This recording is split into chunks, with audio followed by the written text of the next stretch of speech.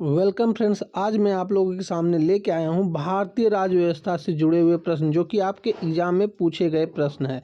दोस्तों, यह quick revision video है। इसमें आपको केवल आंसर करते चलना है और वीडियो के अंत में ज़रूर बताएं कि आपके कितने प्रश्न सही हो रहे हैं। एग्जाम से पहले यह वीडियो मैं लेके इसलिए आया हूं ताकि आप ज़्यादा से ज़्यादा स्कोर एग्जाम में करके आएँ। तो चलिए मैं इस वीडियो को शुरू करता हूँ। आज का हमारा पहला प्रश्न है, भारत का संविधान भारत को कैसे वर्णित करता है। तो दोस्तों, भारत का संविधान जो है भारत को वर्णित करता है राज्यों का संघ में। हमारा अगला प्रश्न है, सार्वजनिक हित याचिका की संकल्पना की शुरुआत कहाँ हुई थी। तो यह हुई थी यूएसए में। हमारा अगला प्रश्न है, निम्नलिखित में से भारतीय संविधान के ऊपर सबसे अधिक किसका प्रभाव पड़ा है। तो यह पड़ा है भारत सरकार अधिनियम 1935 का। हमारा अगला प्रश्न है, संविधान की संरचना की परिकल्पना का उद्भव सबसे पहले कहाँ हुआ। तो यह हुआ है ब्रिटेन में।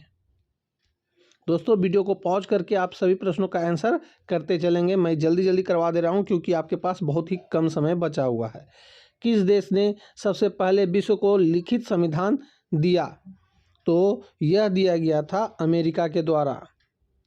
हमारा अगला प्रश्न है, विश्व में लिखित संविधान किस देश का सबसे विस्तृत है। तो यह विस्तृत है भारत का। भारत का संविधान 1950 को लागू हुआ। कब लागू हुआ ये आपको बताना है। तो यह लागू हुआ था 26 जनवरी को। भारत एक संप्रभुत्व लोकतांत्रिक गणराज्य बना। कब बना। तो यह बना है 26 जनवरी 1950 को। संविधान सभा द्वारा भारत के संविधान को तैयार करने के लिए कितनी समितियों का गठन किया गया था। तो यह किया गया था 17 समिति का गठन। प्रजातंत्र की जड़ें निम्न द्वारा नष्ट की जा सकती है। किसके द्वारा नष्ट की जा सकती है। तो साम्यवाद के द्वारा। भारतीय संविधान है कैसा संविधान है। तो अंशतः कठोर और अंशतः लचीला। भारत एक धर्मनिरपेक्ष देश है। इसका तात्पर्य है, क्या तात्पर्य है। तो उसका कोई राज्य स्तर पर धर्म नहीं है। गणतंत्र होता है। क्या होता है गणतंत्र मतलब। तो यह होता है राज्य जहां पर अध्यक्ष अनुवंशगत रूप से ना हो। कैबिनेट मिशन प्लान के अधीन बनी संविधान सभा में कितने सदस्य थे उस समय। तो यह उस समय सदस्य थे 389। बेवले योजना की असफलता का मुख्य कारण क्या था। तो इसका मुख्य कारण था कांग्रेस तथा मुस्लिम लीग के मध्य सहमति ना हो पाना, यानी ऑप्शन नंबर बी। दोस्तों, जल्दी जल्दी आंसर आप भी करेंगे और वीडियो के अंत में ज़रूर बताएं कितने प्रश्न सही हो रहे हैं। एग्जाम से पहले यह क्विक रिवीजन वाला वीडियो है। संविधान के निर्माण में निम्नलिखित में से कौन सा दल शामिल नहीं था। तो यह शामिल नहीं था हिंदू महासभा। निम्नलिखित में से कौन सा दल भारतीय संविधान सभा से संबंधित नहीं था। तो यह नहीं था हिंदू महासभा।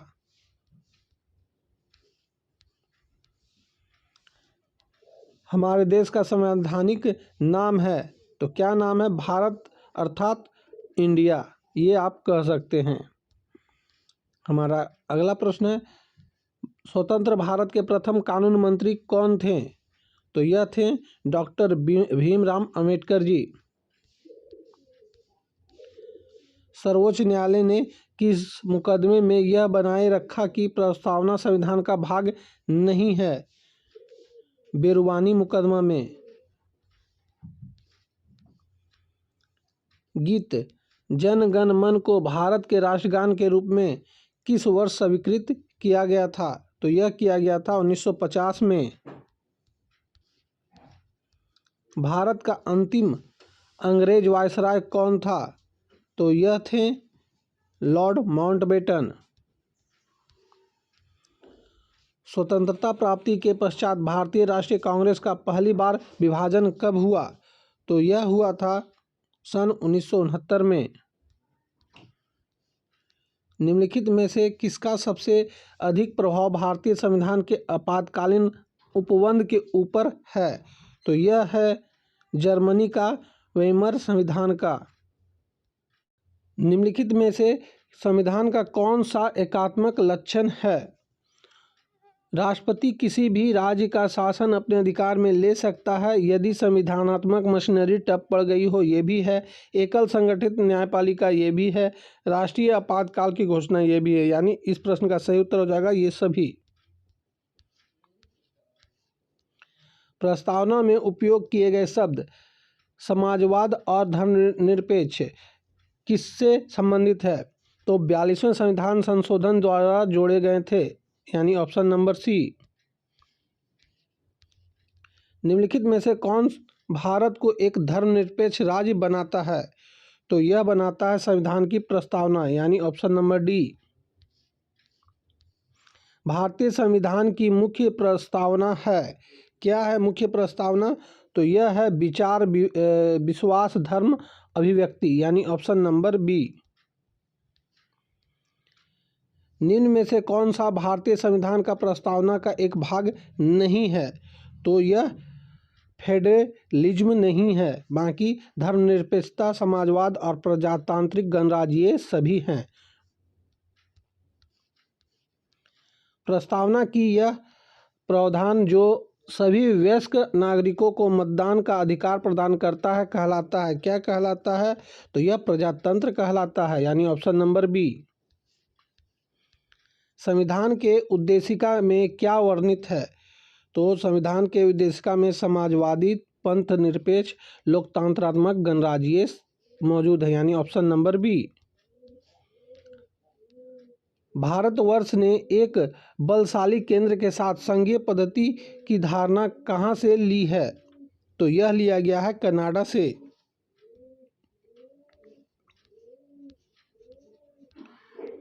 निम्नलिखित में से कौन सी एक विशेषता संविधान निर्माता द्वारा संयुक्त राज्य अमेरिका के संविधान से ली गई है? तो यह लिया गया है न्यायिक पुनर्वीक्षा, मूलभूत अधिकार, सर्वोच्च न्यायालय के न्यायाधीशों की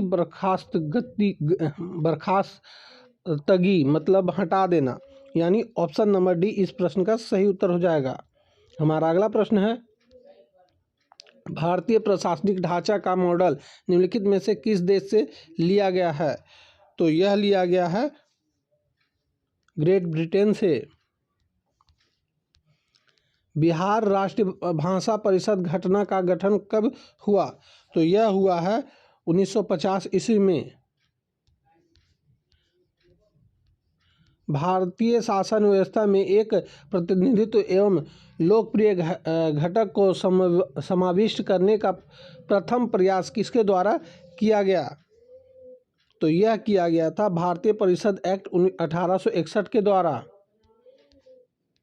निम्नलिखित में से कौन सा भारत में समस्त ब्रिटिश संवैधानिक प्रयोगों में से सबसे अल्पकालीन सिद्धांत हुआ? तो यह हुआ है पिट्स इंडिया एक्ट 1784। विभिन्न धार्मिक संप्रदायों द्वारा तथा अन्य दलों द्वारा प्रदर्शित की गई अलगाववादी प्रथा निम्नलिखित में से किसका विशिष्ट लक्षण था? तो यह भारतीय सरकार अधिनियम 1919 का लक्षण था। संविधान सभा के सदस्यों ने भारत के संविधान का प्रारूप तैयार किया है, वे थे, क्या थे? तो वे थे विभिन्न प्रदेशों की विधानसभाओं से चयनित। इनमें से कौन जुलाई 1946 में गठित संविधान सभा के सदस्य नहीं थे? तो वह नहीं थे महात्मा गांधी जी, यानी ऑप्शन नंबर सी। भारत की संविधान सभा के अस्थायी सभापति थे, तो यह थे सच्चिदानंद, यानी ऑप्शन नंबर ए। संविधान का मसौदा तैयार करने वाली समिति के अध्यक्ष कौन थे? तो यह थे डॉक्टर भीमराव अंबेडकर जी। निम्नलिखित में से कौन भारत की संविधान निर्मात्री सभा में संवैधानिक सलाहकार था? तो यह थे बी एन राव जी। 11 दिसंबर 1946 को किसे संविधान सभा का अस्थाई सदस्य अध्यक्ष चुना गया था? तो यह चुना गया था डॉक्टर राजेंद्र प्रसाद जी को, यानी ऑप्शन नंबर बी इस प्रश्न का सही उत्तर हो जाएगा। तो दोस्तों यह थे टोटल 45 क्वेश्चन जो कि भारतीय राज्य व्यवस्था में एग्जाम में पूछे गए प्रश्न हैं और इससे जुड़े प्रश्न एग्जाम में पूछे ही जाएंगे। तो आपके कितने प्रश्न सही हो रहे हैं ये आप हमें कमेंट बॉक्स में ज़रूर बताएं और मैं जल्द ही मिलूँगा नेक्स्ट वीडियो के साथ जो कि आपके एग्ज़ाम से पहले क्विक रिवीजन के तौर पर आएगा। आप उन वीडियो को ज़रूर देखें और एग्ज़ाम से पहले देखकर ही जाएं क्योंकि उनसे जुड़े हुए प्रश्न एग्ज़ाम में पूछे ही जाएंगे। तो अब मैं मिलूँगा आपसे अगली वीडियो में, तब तक के लिए जय हिंद, वंदे मातरम।